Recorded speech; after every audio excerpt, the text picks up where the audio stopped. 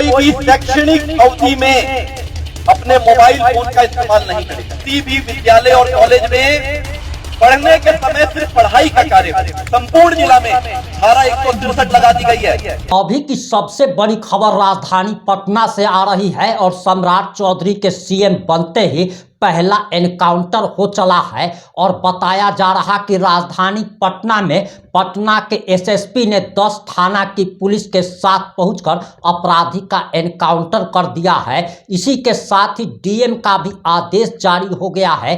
पूरे जिले में 163 धारा लागू कर दी गई है और बताया जा रहा कि अब टीचर या फिर प्रोफेसर स्कूल और कॉलेज में मोबाइल नहीं चला पाएंगे और स्कूल और कॉलेज में मोबाइल चलाने वाले शिक्षकों और प्रोफेसर को सीधे जेल की सलाखों के पीछे भेज दिया जाएगा। और आखिर पूरा मामला क्या है, पूरा मामला इस बात से 8 मिनट की रिपोर्ट में हम आपको बताने जा रहे हैं।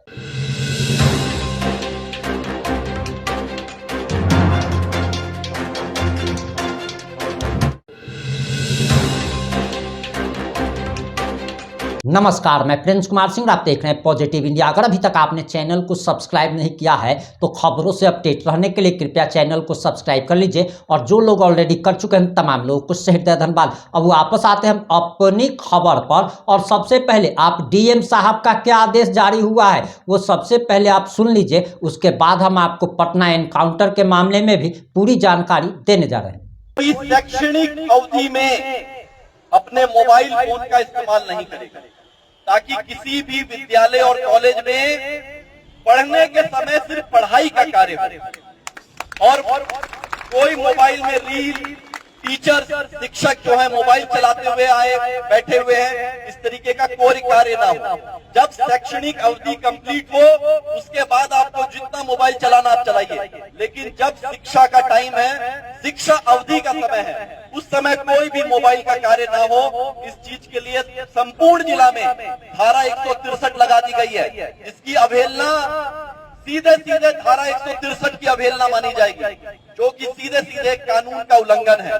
इसलिए इस बात को भी पूरे जिला के सभी सरकारी विद्यालय और कॉलेजेस में पहुंचा दीजिएगा, क्योंकि हम जिस अध्याय पे अभी खड़े हैं हमें पूरी तरीके से अपनी ताकत को इस पे केंद्रित करना है कि हमारे बच्चे जो हैं वो शिक्षा अध्ययन करने के समय में ज्यादा से ज्यादा उनके लिए हम लोग शिक्षा के प्रति कार्य कर सके। और दूसरा अध्याय इस पूरी कहानी में शिक्षा के लिए कि एक और आदेश हम लोग निकाल रहे हैं पूरे जिला के लिए।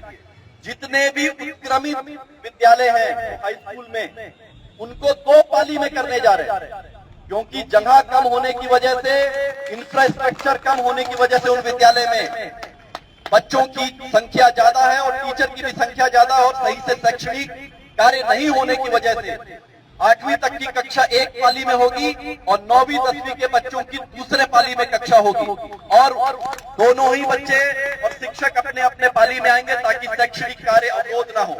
और इसका भी आदेश निकल रहा है, हम आज इसको साइन करेंगे इस आदेश को, जो कि पूरे जिला के ऊपर बाइंडिंग ऑर्डर होगा। तो ये 2 बिंदु भी आज के इस स्टेज में अभी इसका उपयोग लेते हुए आपके माध्यम से पूरे जिला को बताना चाहते हैं। बहुत बहुत धन्यवाद। जय मिथिला, जय बिहार, जय भारत।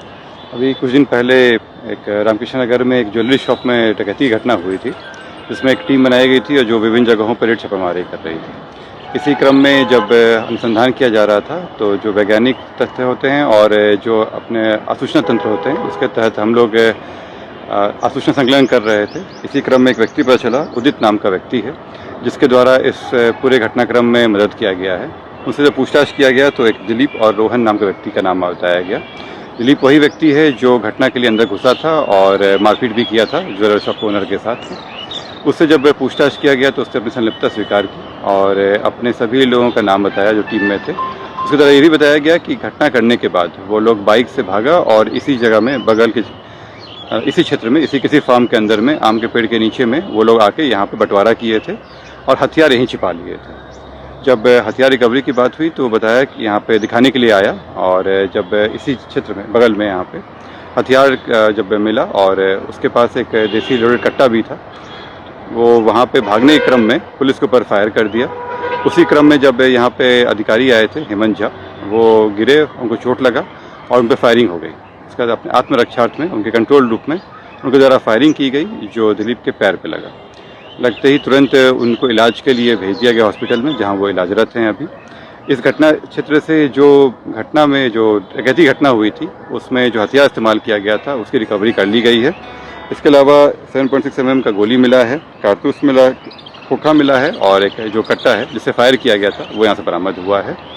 इस पूरे जो डकैती घटना हुई थी उसका उद्भेदन हो गया है और इसमें जो बाकी बचे हुए लोग हैं उनकी आड़े छापेमारी चल रही है। जल्द ही उनकी गिरफ्तारी कर ली है। कितने लोग गिरफ्तार हुए? अभी 4 लोग हुए हैं, बाकी से पूछताछ चल रहा है। इसी क्रम में जब अनुसंधान किया जा रहा था तो जो वैज्ञानिक तथ्य होते हैं और जो अपने आसूचना तंत्र होते हैं उसके तहत हम लोग आसूचना संकलन कर रहे थे। इसी क्रम में एक व्यक्ति पता चला, उदित नाम का व्यक्ति है, जिसके द्वारा इस पूरे घटनाक्रम में मदद किया गया है।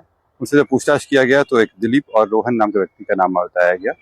दिलीप वही व्यक्ति है जो घटना के लिए अंदर घुसा था और मारपीट भी किया था ज्वेलर शॉप ओनर के साथ। उससे जब पूछताछ किया गया तो उसने अपनी संलिप्तता स्वीकार की और अपने सभी लोगों का नाम बताया जो टीम में थे। उसके द्वारा ये भी बताया गया कि घटना करने के बाद वो लोग बाइक से भागा और इसी जगह में बगल के इसी क्षेत्र में किसी फार्म के अंदर में आम के पेड़ के नीचे में वो लोग आके यहाँ पे बंटवारा किए थे और हथियार यहीं छिपा लिए थे। जब हथियार रिकवरी की बात हुई तो वो बताया कि यहाँ पे दिखाने के लिए आया और जब इसी क्षेत्र में बगल में यहाँ पे हथियार जब मिला और उसके पास एक देसी लोडेड कट्टा भी था, वो वहाँ पे भागने के क्रम में पुलिस के ऊपर फायर कर दिया। उसी क्रम में जब यहाँ पे अधिकारी आए थे हेमंत झा, वो गिरे, उनको चोट लगा और उन पर फायरिंग हो गई। उसके बाद अपने आत्मरक्षार्थ में उनके कंट्रोल रूप में उनके द्वारा फायरिंग की गई जो दिलीप के पैर पे लगा। लगते ही तुरंत उनको इलाज के लिए भेज दिया गया हॉस्पिटल में, जहां वो इलाजरत हैं अभी। इस घटना क्षेत्र से जो घटना में जो डकैती घटना हुई थी उसमें जो हथियार इस्तेमाल किया गया था उसकी रिकवरी कर ली गई है। इसके अलावा 7.6 mm का गोली मिला है, कारतूस मिला, खोखा मिला है और एक जो कट्टा है जिससे फायर किया गया था वो यहाँ से बरामद हुआ है। इस पूरे जो डकैती घटना हुई थी उसका उद्भेदन हो गया है और इसमें जो बाकी बचे हुए लोग हैं उनकी आड़े छापेमारी चल रही है। जल्द ही उनकी गिरफ्तारी कर ली है। आपको बताते चले कि आज से 2 दिन पहले ही राजधानी पटना में एक ज्वेलरी शॉप में लूट की घटना को अंजाम दिया गया था और राष्ट्रीय जनता दल ने भी अपने ऑफिशियल पेज से उस वीडियो को सीसीटीवी फुटेज को शेयर कर दिया था और इसके बाद बिहार में कानून व्यवस्था पर सवाल उठने लगे थे और बताया जा रहा कि पटना पुलिस के एसएसपी कार्तिकेय शर्मा के नेतृत्व में 10 थाना की पुलिस ने अपराधी को घेर कर एनकाउंटर कर दिया है और बताया जा रहा कि कुख्यात अपराधी दिलीप राय ने सबसे पहले दरोगा पर गोली चला दी थी। इसके बाद दरोगा ने जवाबी कार्रवाई में उसे भी गोली मार दी। हालांकि उसकी हालत खतरे से बाहर बताई जा रही है और पैर में गोली मारी गई है, यानी कि ये एनकाउंटर जो हुआ है हाफ एनकाउंटर हुआ है। लेकिन सबसे बड़ा सवाल तो ये है कि क्या सिर्फ एक जाति विशेष का ही बिहार पुलिस एनकाउंटर करेगी? दूसरा सबसे बड़ा सवाल ये है कि टीचर और प्रोफेसर पर ये जो रोक लगाई गई है आप इसे कितना सही मानते हैं? इस पर भी आप अपनी प्रतिक्रिया जरूर दीजिएगा। जुड़े रहे हमारे साथ। जय हिंद, जय भारत।